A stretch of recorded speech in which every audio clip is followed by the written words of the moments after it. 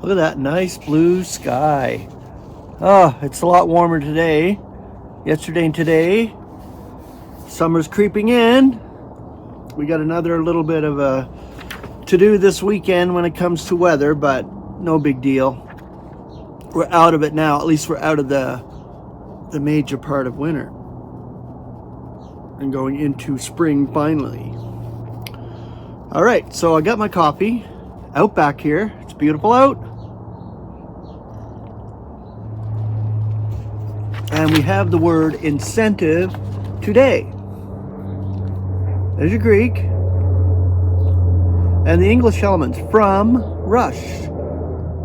That's from, rush. All right, so the concordant scripture, Romans 7:8. Now sin, getting an incentive through the precept, produces in me all manner of coveting. For apart from law, sin is dead. Romans 7:11. For sin, getting an incentive through the precept, deludes me, and through it kills me.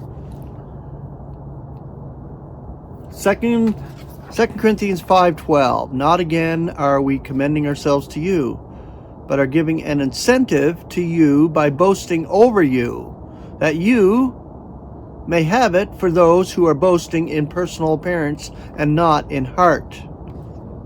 That's a different passage there that I've never seen before. Beautiful passage though. 2 Corinthians 11:12. Now what I am doing and will be doing is that I should strike off the incentive from those wanting an incentive, that in what they are boasting they may be found according as we also.